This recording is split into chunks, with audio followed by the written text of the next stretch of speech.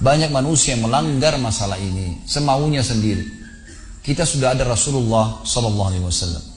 Saya tulis sebuah buku, mudah-mudahan Allah mudahkan. Allah, insya Allah. Saya belum terbitkan sekarang, tapi mudah-mudahan. Judulnya Kiaiku Muhammad, Kiai Anda siapa? Buku ini sengaja saya tulis untuk mengingatkan banyak umat Islam, terutama di Indonesia yang sudah bergelar Kiai ini, itu mengalahkan Nabi Muhammad SAW. Kenapa saya bilang mengalahkan?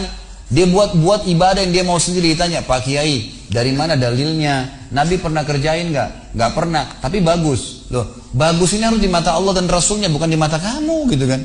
Nggak boleh sembarangan nih. Kalau orang bebas berbuat semaunya, teman-teman sekalian, semua ibadah yang tidak punya panduan wahyu Al-Quran dan Sunnah namanya bid'ah. Bid'ah itu apa? Ibadah yang dibuat-buat, gitu kan? Orang mau buat sendiri. Kalau Anda mau lakukan silakan, terserah. Tapi harus tahu, ada sabda Nabi SAW riwayat Imam Muslim yang berbunyi, Man ahdatha fi amrina hadha ma laysa minhu fahuwa raddun aw mardud. Siapa yang buat ibadah tidak kami contohkan, kata Nabi SAW, maka itu akan ditolak atau akan tertolak. Tidak ada gunanya buat dia, tidak ada manfaatnya sama sekali. Buang-buang waktu, buang-buang biaya dan seterusnya.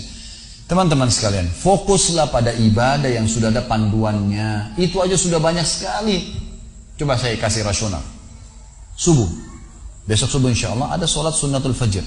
Kalau orang biasa sebut qobliyah, subuh. Ini juga banyak orang salah paham, dianggap sunnatul fajr adalah sebelum azan subuh. Ini nggak benar. Sunnatul fajr antara azan dan iqamah subuh. Sebagaimana Nabi SAW menyebutkannya, sunnatul fajr itu antara azan dan iqamah subuh, dan beliau kerjakan, lalu beliau mengatakan, rak'atai fajr khairu minad dunya wa ma fiha. 2 rakaat fajr antara azan dan iqamah subuh, pahalanya lebih baik daripada dunia dan seluruh isinya. Lebih baik daripada dunia dan seluruh isinya. Lalu kita sholat subuh. Setelah sholat subuh ada zikir pagi. Gitu kan? Ada zikir pagi. Nabi SAW mengerjakannya. Lalu kemudian kita istirahat sebentar, sudah ada duha. Kita punya kesempatan kerjakan 2 rakaat sampai 12 rakaat. Baik, istirahat sebentar, ada duhur. Ada qobliyah duhur 4, ada duhurnya 4, ada ba'da duhur 4. Kata Nabi SAW, siapa yang menjaga 4 rakaat sebelum duhur dan 4 rakaat sudah duhur, Allah akan haramkan baginya api neraka. Baik, istirahat sebentar, ada asar. Ada qobliyah asar 4, ada asar 4. Kemudian ada juga zikir sore. Kata Nabi SAW, semoga Allah merahmati seorang hamba yang selalu menjaga 4 rakaat sebelum asar. Sebentar istirahat ada maghrib. Qobliyah maghrib 2, maghribnya 3, ba'da maghrib 2. Kemudian habis itu isya. Sebentar istirahat ada isya. Qobliyah isya 2, isyanya 4, ba'da isya 2. Sebentar istirahat ada tahajud. 8 rakaat sama witir 3. Kan gitu. Kemudian kembali lagi subuh. Ini padat sekali teman-teman sekalian. Mana ada waktu karang-karang ibadah nih? Ini belum kita bicara majelis ilmu, belum bicara baca Quran, belum bicara jenguk silaturahim keluarga, jenguk orang sakit. Banyak ibadah yang ada perintahnya. Lalu kenapa mau buat ibadah yang tidak ada perintahnya? Ini untuk apa? Gitu kan? Habisin waktunya untuk apa teman-teman sekalian? Karena Nabi SAW sudah bilang, bukan kata saya, siapa yang buat ibadah tidak kami contohkan tertolak, tidak diterima. Makanya Ali bin Abi Thalib tekankan definisi dalam masalah takwa. Patuh pada Allah, ikutin perintah wahyu Al-Quran dan Sunnah. Diperintahkan kerjakan, tidak diperintahkan jangan dikerjakan. Sampai sebagian ulama mengatakan, siapa yang berani menambah ajaran Muhammad SAW, berarti dia menganggap dirinya lebih pintar daripada Nabi SAW. Oh, Nabi sebelum meninggal sudah menjelaskan kepada kita, tidak ada sesuatu yang kalian butuhkan untuk masuk ke dalam surga dan selamat dari api neraka kecuali sudah saya jelaskan, kata Nabi. Gak usah ditambah, gak usah dikurangin, kerjaan itu saja cukup. Gitu kan?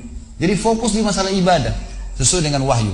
Jangan pernah ragu teman-teman sekalian. Kalau ada ustadz atau ustadzah, kiai, habib, siapa saya depan anda lagi ceramah, kemudian dia mengatakan kerjakan ini, jangan ragu tanya. Maaf, ada ayatnya, ada hadisnya, ada dalilnya nggak? Biar kami benar nih kerjainnya, gitu kan? Jangan dikarang-karang. Kalau perkataan saya, perkataan guru saya ini nggak diterima dalam Islam. Kata Imam Malik rahimahullah, semua perkataan bisa ditolak, diterima kecuali pemilik kuburan ini. Ditunjuk kuburan Nabi Muhammad SAW. Karena kita punya standarisasi hukum.